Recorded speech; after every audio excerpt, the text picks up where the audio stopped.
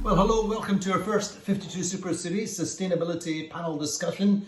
Joining me today in Newport, Rhode Island is Todd McGuire from 11th Hour. In Valencia, Lars Böcking, the 52 Super Series Sustainability Officer. And in New Zealand, where it's just on midnight, we have Paula King from the Quantum Racing Team. And you're joining me, Andi Robertson, in England. So let's move straight into it.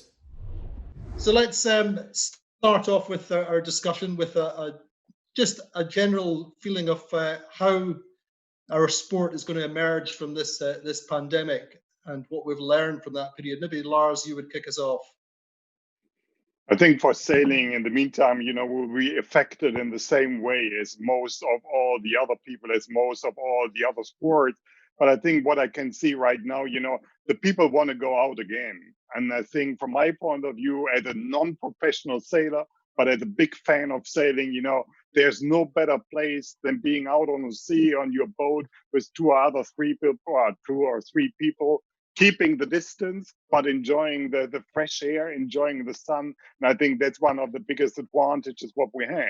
Normally, when we're talking about sailing, it's like, oh, unfortunately, we are not a mass sports, but at the moment, that's a big advantage. When we're talking about football, the Bundesliga in Germany started a couple of weeks ago. They are playing, but without people, without audience, without fans. And that's a very, very strange situation for them. And so when it comes to sailing, I think on that one hand side, we are a little bit privileged because we are not mass sport. We're out on sea. We can enjoy the nature. And, I think that's one of the biggest advantages. But at the end, when it comes to the 52 Super Series, we had to cancel 4 events out of our 6. We said at the beginning of the season, there will be a fantastic season going to South Africa and then another 4 events in Europe. And now we are trying to get the second event in Puerto Portales with the Rolex TP52 World Championship. So yes, we are affected, but I think it's very important to keep to be positive, to spread a little bit this positivity, and then we have to see, what will happen in the future. And for the moment, nobody knows, what will happen to the virus and will disappear, how the world will look next year. And I think from now on, it's much more about tomorrow than about what's going to happen in 1 year or 2 years. Indeed. Todd, what are your feelings in terms of professional sailing and how it will emerge? Bearing in mind what Lars has just said, we're looking short term. What does it have to do to be able to survive in the short term? That's a good question. It's a very difficult question to answer, quite honestly. I think right now we're waiting to see what's going to happen with a lot of the events out there. As Lars said, I've had to cancel some of the 52 Super Series events. The Vendée, we're waiting to see what's going to happen, if that's going to go off on time in November. But I think one of the big things is we are going to get back to our events. We're going to get back to hosting sailing regattas. And, I always look at it with my sustainability hat on, and I want to make sure we don't take a step back with, single-use plastics at events and everything, right? So, it's one of the big things that we're working on is trying to figure out how do you host events and, make it so that it's safe for everybody and not go back to those single-use plastics that are out there. And Paula, what are your thoughts in terms of the quantum perspective? I mean, obviously, you're pretty close with all your guys and your team. It's been a pretty tough time for them, unprecedented, really, isn't it? Oh, absolutely. And I think because we all come from such such countries that are so far away from each other, that the impact of us all trying to get to an event is going to be quite difficult. And like Todd said, one of the things that we need to focus on is trying not to go backwards as regards to what we've already achieved and the big steps that we've made. We don't want to fall back into bad habits and try and move forward with that. I think it's very important. Okay, I think it's very important, exactly, because you were asking for a fluent conversation. So sorry for jumping in, but I think it's very much about finding the right balance. Because on the one hand side, we have the health problem, then we have the problems, in your normal life. It's not as social as it was before. It's very much about virtual meetings and meeting people on Instagram or Insta Live or whatever. And then at the end, it's also very much about the economic situation. And I think that's one of the biggest challenges also for the politicians, to find the right balance. And that's really challenging. And at the end, for us as event organizer, it's the same. And, we know a little bit about the virus, but we don't know everything. So at the end, it's still like, okay, nobody knows exactly what to do. But I think the spirit is important. And yeah, for sure. From my point of view, at the end of the crisis, I don't know if it will be next month, in 2 months, or in 3 months. But the thing is, the people are thinking about, that we have to protect this world. That changed a little bit the mindset of lots of people. Now it's a virus, but at the end, it will be about the climate change again. And I think that's one of the key things, that we know that the world is facing a difficult situation and that we have to try to find a solution. And we only can do that all together. Todd, what about the positive effects of on climate change that we've seen over recent months, because people have been locked down indoors and staying off the beaches? It's had a positive effect, but it's also indicative of what we can achieve, is it not? It is. I think it's that's one of those that again, is a difficult one to answer, just because of the impact that this virus has had on the planet, and the people that we've lost as a result. But we do have to kind of look at the fact that we've had all these countries that have and the people within the countries have stepped up and have stayed home, self-quarantined, and have worked together to solve this issue. And we have to look at that as a positive. And if we can do it for this virus, then it's something that we can absolutely do for other global issues like climate change. Absolutely. I think it's one thing that's been global has been the solidarity and the collaboration.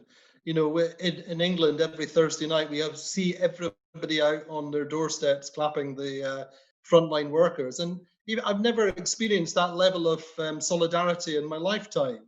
And I think if we can apply a measure of that to climate change and sustainability, then you start to be in a much more positive place. Yeah, I agree with you. I think from all of our partnerships, it's amazing to see how everybody has stepped up. When the events get canceled, it's very easy to just stay home and watch Netflix or whatever it is. And we're seeing teams within the 52 Super Series stepping up, and they're making face masks for frontline medical workers. And it's the same thing. The ocean race did the same thing. And you're seeing everybody step up and really try to solve the problem, right? They see issues that are out there, and they're not just saying, well, I'm going to let somebody else do it. They're stepping up and saying, this is what I can do to help. And they're helping their local communities. Lars, sorry, go on. I think there's a good example, when we're talking a little bit about the bigger picture. I think there's a very good example, from France, because, Air France, as most of the airlines, they are suffering a lot. And they were asking, the government for help, the French government. And they said, okay, yes, we will help you, but you have to reduce your carbon footprint until 2025 by 50%. You have to become more sustainability, and then we will help you. I think that's a step in the right direction. They had the same discussion in Germany, the government talking to Lufthansa and saying, okay, yes, we might help you, but you have to reduce your domestic flights because we want to see more people using the trains because we have to reduce our carbon footprint. So I think that's very much about the bigger picture, but I think at the end, the people are thinking about it. And then we come back to the point, it's very much about solidarity, because we can win this battle against this virus only together, but we also can win the battle against the climate change together. There's no other way to make that happen all together. Mm-hmm. And there we are back to the point of solidarity. Right. And also, I think we've perhaps learned to see governments as being a little bit more prescriptive and following a lead from our governments. And if that becomes more maybe if government becomes more prescriptive and gets behind climate change, then it will be taken on board by more people. I also think that you can see the difference. You just have to walk outside and you can see the difference that it's made. Well, absolutely. By there's no during litter in this the period. streets. People have to get behind it, you know, like there's no plastic because there've been no people, you know, there's no smog because there's no cars, you know, the pollution has been lessened so much that people have to get behind it and say, well, we've done it in 2 months. This is the difference it makes. If we can only continue to do that, it's got to make a difference. I think people will get behind it more because of this, personally. Paula, I think there was a very nice image. You know what motivated me very much, because I love dolphins. Like most of us, we love dolphins.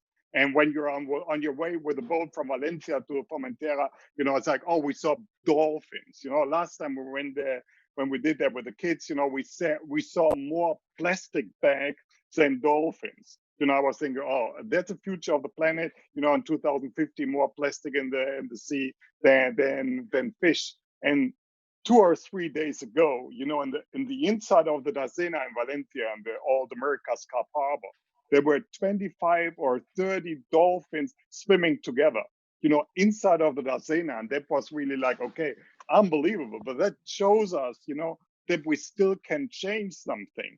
And I think that's one of the, you know, let's keep all the bad news about the virus for a moment behind us. But I think at the end, that shows, you know, that we're still in the position, in the situation that we can change something. No, 2050, okay, let's keep that date. But we are able to say, okay, that won't happen. That won't happen because we are able to do that. And that's what I saw, you know, when I saw 25 or 30 dolphins inside of the Dacena, that was really breathtaking, you know, was goosebumps. And that's a little bit, you know, one of the positive things what I saw over the last couple of days. But that requires a level of teamwork and leadership to get there, Lars, doesn't it? I think at the end, you know, teamwork makes the dream work. And at the end, teamwork works with a great leader. So I'm still positive, and I believe, because at the end, you know, there are so many kids involved. The other thing is Friday for Future. You know, it's so big in Europe. You know, a 15-year-old girl from Sweden stood up and said, okay, let's start a great initiative. And now it's a big movement. And that's what, you know, why I'm trying to be positive. Maybe I'm too positive sometimes, but I think at the end, that should be the story. Sorry, go on. No, I was just gonna. I think it is part of it's the progress that you see, right? And you have to show those wins across the way. Yeah. This is our 6th year sponsoring the 52 Super Series, and you know, we started with single-use plastics, right? And I remember when we first started, it was difficult to get all the teams to sign on to use reusable water bottles, and you know, now we've gone so far beyond that to we're composting, and we're working with local NGOs at all the events. So it's progress that happens, and you have to show those wins.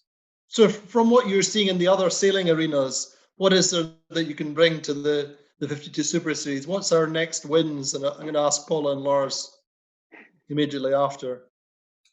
Well, I mean, quite honestly, we work very closely with the 52 Super Series. So, you know, Christoph and Lars would probably say that maybe a little too closely, but you know, I think what the Super Series is doing is fantastic. You know, one of the implementing the ambassador program was something that was huge, to work with all the teams to get them engaged. Obviously, you have people like Paula who are super motivated around sustainability, that have these great ideas, and you know, I think that's something that other events actually could implement. So, you know, I guess I'd start with, you know, some big wins from the Super Series, and then you know, I think it's just working with vendors is something you know, we'd love to see with some of the other sponsors, and you know, you have that point of influence with those sponsors, and how do we help some of them work on their, you know, sustainable packaging, or you know, other areas that they could focus on, and you know, that's something that the Super Series could showcase as big wins. Paula, how important is sustainability within the Quantum setup, and how has it evolved in recent years? With regards to us, I think the sustainability of the big picture is hugely important, because they know that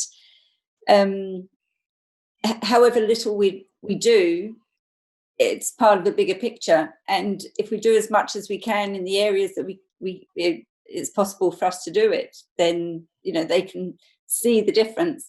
And there's nothing better than feeling that you're doing the right thing for the environment, and it makes you feel great. So by That feeling's increasingly universal, isn't it? I mean, it is, and absolutely, and it's part of the teamwork together, and getting the guys to be committed to it, and making that commitment that sort of we went into with 11th Hour in the early days. It's just got to get better and better, and I think personally as a team, it makes everyone feel better that they're doing their little bit. So from that perspective, what advice would you give to kind of cruiser, racer crews, or everyday sailors around the world who want to make changes within their sailing setups? I think with smaller boats, it's probably a bit harder, but to try and implement the no single-use plastics, to try and everywhere they go, just use the local suppliers, try and use less transport wherever you go, try and walk to everywhere or cycle everywhere. And even with us, like encouraging the suppliers that we always use local suppliers, but getting them on board with, them using their own single, compostable and biodegradable packaging. Everyone's getting on board, and it's such a great thing to see. But for the smaller boat, I think sometimes they have less impact than our bigger boats, because they do they can't get out so much, so they utilize what they've got on board, and I think they're very more aware of the environment and not disturbing that fragile balance that we have. So what I like very much, and that also what Paula shared with us, what she's doing at home. That's one of the key messages, and that it was also on the agenda for this year. Saying, okay, yes, it's nice when you're with us at our event, when you're with 11th Hour, that you're starting thinking about not using single-use plastic. But the most important thing is, when you go home, that you keep the same attitude. And so I like that very much, when I talk to people like Paula, who's taking the whole thing at home, very serious as well.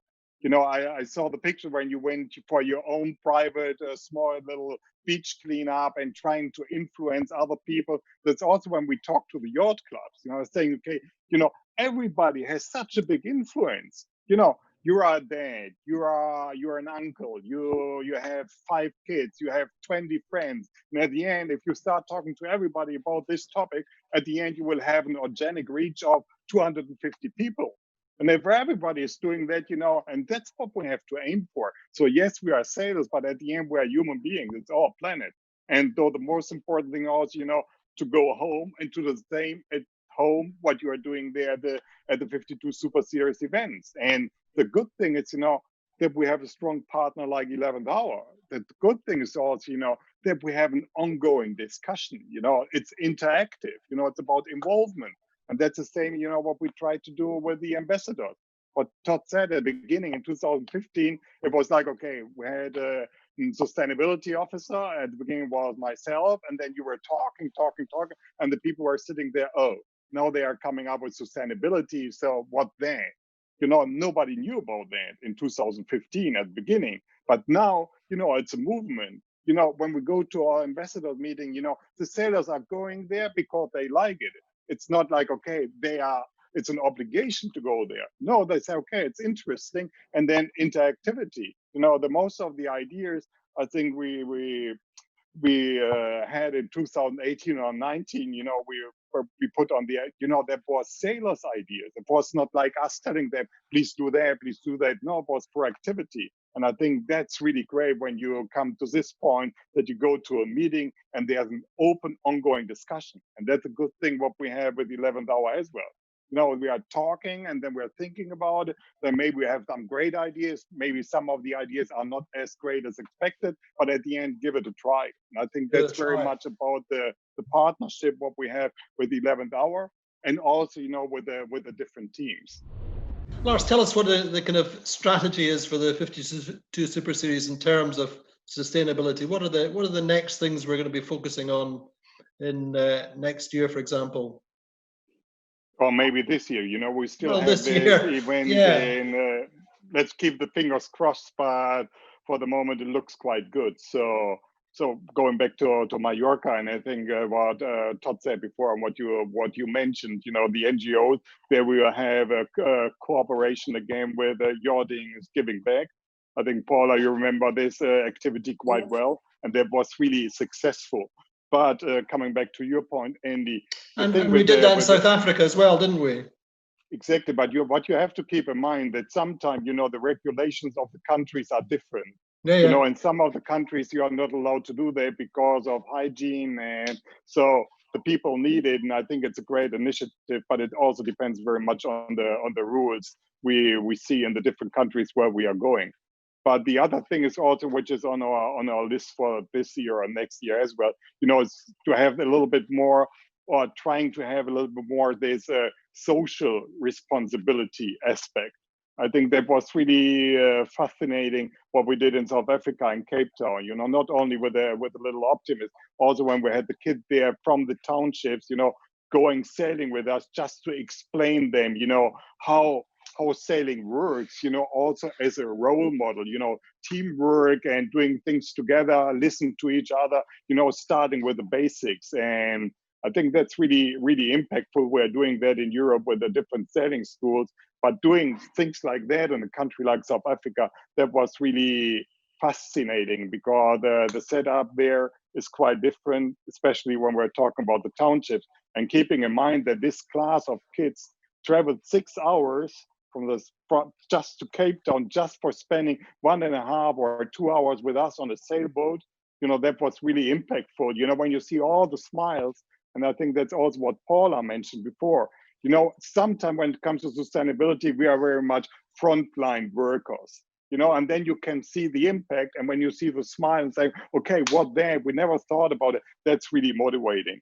And that's the most important thing, to be motivated when it comes to sustainability, because at the beginning, there were lots of obstacles. The people were like, oh, I'm here for sailing and now we have to clean up the beach. No, that has totally changed. The people nowadays are interested. It's part of the game. It's a movement. And I think that's what I remember quite well in 2015 when we started talking about sustainability. We said, with Catherine Sandström, from Team Run, she was really pushing us with the whole sustainability. She was saying it's a marathon, not a sprint. And that's, it hasn't changed. It's still a marathon and not a sprint. But, you can feel a little bit, only just started. We're getting there.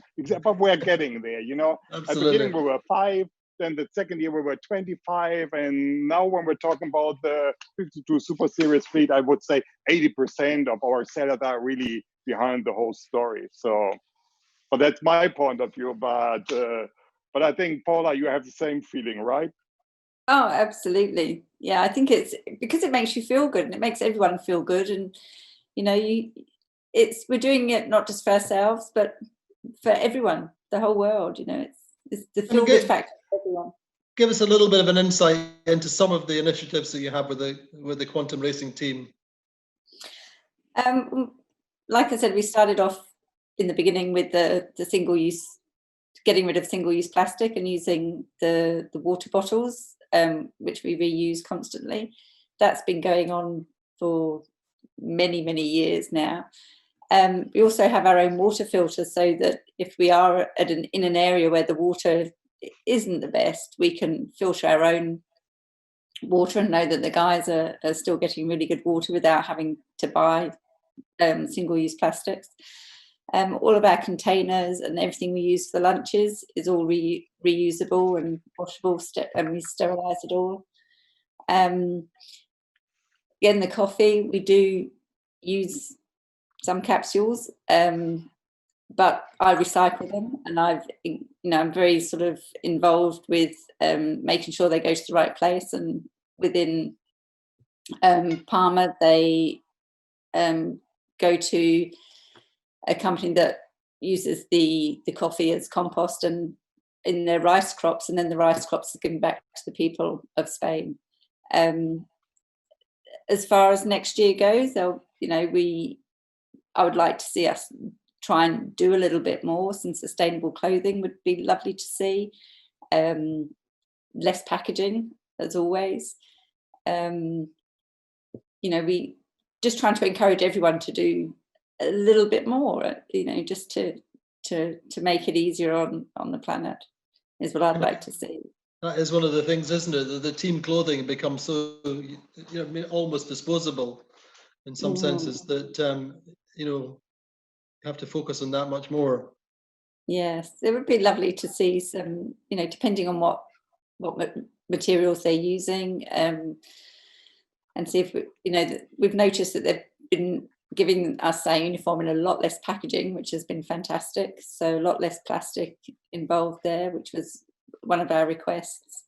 And just the items they're using, the clothing, where it's coming from as well is also part of that, I think, sort of in the bigger picture. So we'll have a look to see what happens next year and see what we can do, with regards to to sustainable clothing. Okay. Todd, any other particular successes, as I say, from out with the 52 Super Series that we can possibly learn from?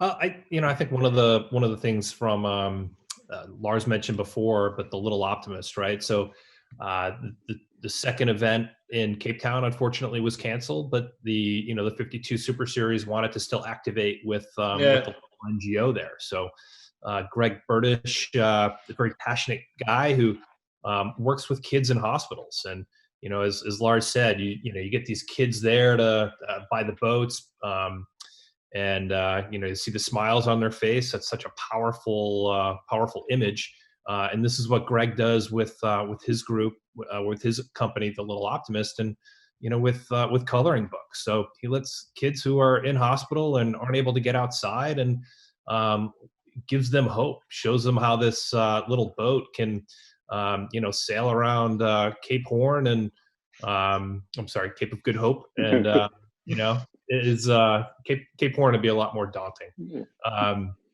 But anyway, so it was amazing to see the Super Series wanted to still work with that local NGO. So kudos to Lars and the group for doing that. And I think one of the other pieces, just working with vendors who are who do care about sustainability and have sustainability in their ethos. So looking at some of the suppliers like Ecoworks and Bluewater for water stations. It's that's something where look for those suppliers if you're an event or a yacht club, because these sponsors want to get involved. They want to get their more sustainable solutions out there, and they're happy to support organizations. So I think that's one thing, looking for sponsors and suppliers who fit your ethos. So looking forward then, Lars, pretty positive. You know what I love very much, that we have this ongoing conversation and coming back to the ambassador meetings. Unfortunately, the regatta were canceled, the ambassador meetings were canceled as well. But in a couple of weeks, maybe we can have a virtual ambassadors meeting. Exactly, that's why I'm saying. We already talked to the ambassadors, and so I think that's really the right approach. And what we said before, that the sailor said, okay, let's do face shields and masks, and there's so much power, so much energy around, and creativity, and at the end we only have to talk, and then we have to make that happen. And that's the objective for the next couple of years, because at the end it's our responsibility.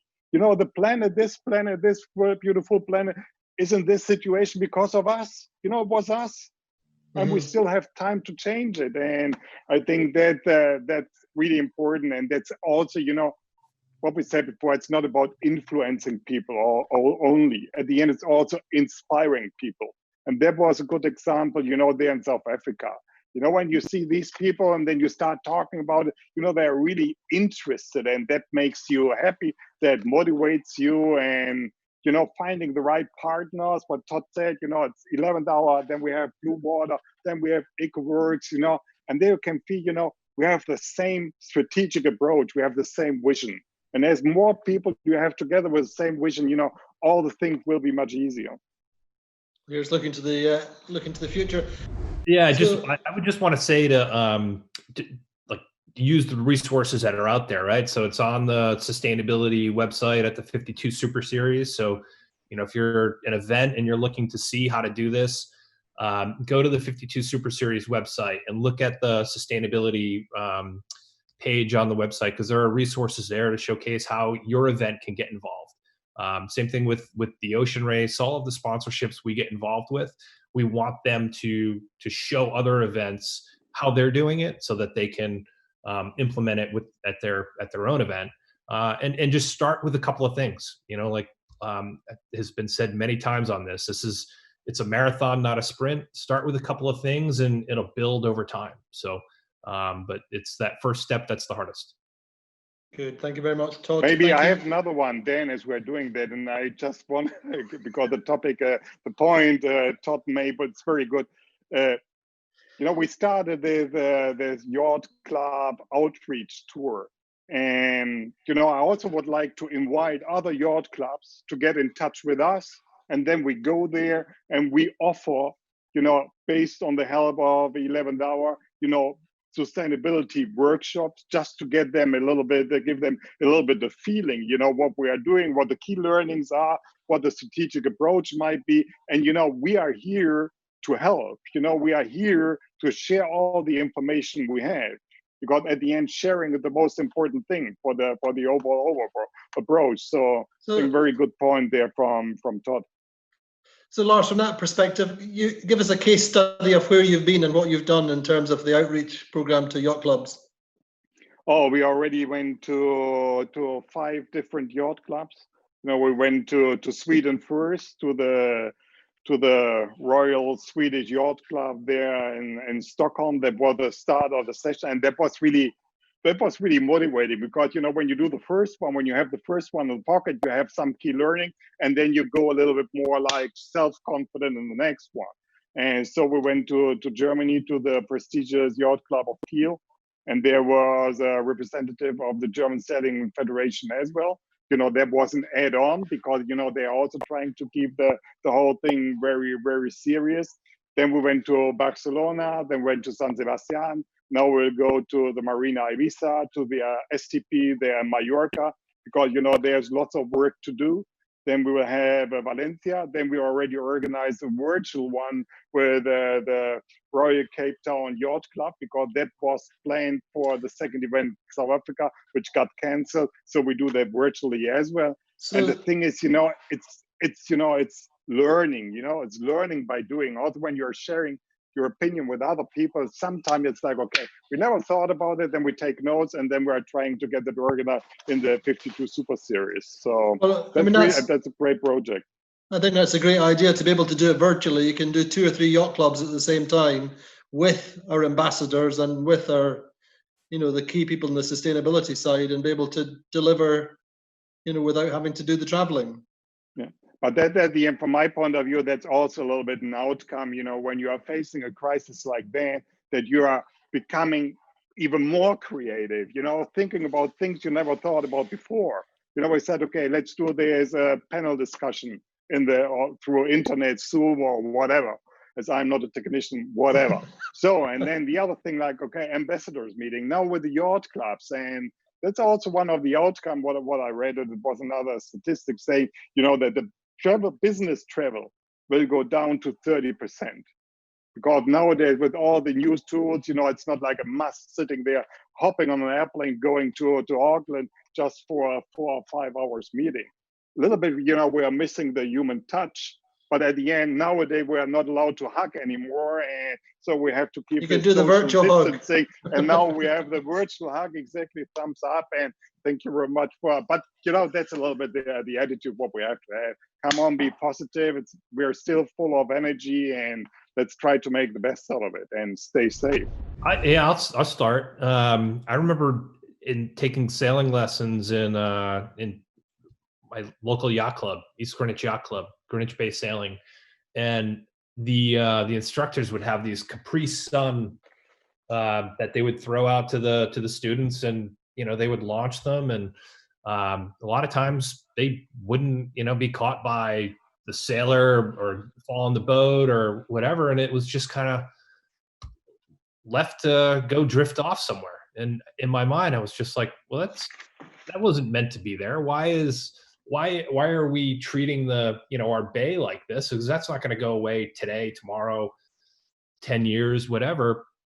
So in my mind, that's when I started thinking about, we need to protect our natural resources. And, if this is our playground, right? Protect our playground is one of the 52 Super Series, mantras. So for me, that was my light bulb moment. Paula? I think for me, mine was immigrating to New Zealand from the UK and living close to the water and realizing how beautiful it can be living in such a pristine environment that you just can't bear to do anything bad around it. You can't bear to see plastic or anything on the beach. And that I think I did my first beach cleanup in like the 1980s with Greenpeace, and I just thought, then we have to look after this place. It's special, and just keep it going. And I've been doing them ever since. And Lars? I love nature. Have them all the time. I started late with sailing, but only sailing for having fun. But I am very much from the mountains, and I remember that quite well when we were young and we went climbing. When you come to the top of the mountain, to the peak, and there you see. I remember that quite well. There were 3 or 4 rusty cans. I don't know for how long they were there already, and then my dad said, "Okay, we have to take the cans." And I was saying, "Okay, but these are not ours." I said, that's the problem. That's the problem. Yes, they are not ours, but at the end, someone have left them. Someone didn't think about it, and it's our job to take them. And I think that was one of these moments where I said, "Okay, that's right." And we were thinking about I think the last couple, at the beginning when we had the first discussion with the 11th hour, I was like saying, "Okay, unbelievable." That there's someone, a foundation or company, and saying, "Okay, we are investing money. We are, becoming a partner, a sponsor, just to support you for your sustainability approach, to make that happen." That was really also for me like, wow, what a great approach. I never thought about that, that you would find a foundation going to a prestigious selling event and say, "Okay, we will sponsor, we will partner up with you because we believe that you have the power to help out with the whole topic." And normally, when you talk to sponsors, it's not like that. It's very much about branding, and there was much more about initiatives, starting initiatives and then creating content. And that was really impressive. And I was like, wow, that's cool. It took me, when I started working in sponsorship, that was at the beginning of the 90s. So I had to wait 25 years that someone came for a meeting and saying, "Okay, we want to invest money. We want to have partnership because we want you to change a little bit the whole world." And that was really great. And that's also the reason, why we love this project so much. Good. I think, and just to add to that, so when we first started coming out or started supporting events 10 years ago, we really were kind of the only sponsor that was in sailing anyway, that was focused on sustainability. And now you're seeing that this corporate social responsibility is important in all company sponsorships, or in a lot more anyway. It's becoming more and more of a key piece of the sponsorship. And events that are focused on sustainability are a lot more attractive for for the big sponsors out there, for your typical sponsors, or whether they're selling cars or insurance or whatever. But they need to have that connection to sustainability, to ocean health, because that's what their customers want to see. And that's what the events can provide. And again, it becomes a lot more attractive for those sponsors to work with events who focus on sustainability. Good.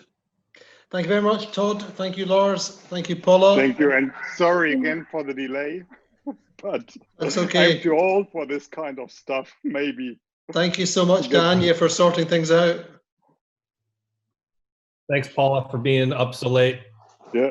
You're welcome. Sorry for Lars's tardiness. I love your haircut. Huh? Nearly wear the same. It's going big. But at going the big. end, exactly, it's growing. Yeah, I gave myself a little trim over here because it was like, it worked quite well. Sideburns before. Yeah. So next time when we meet, I will ask you for a proper haircut. Yeah, exactly. All right. Thanks, everybody. Good. Thank you. Thank you. Thanks, Bye. everyone. Bye.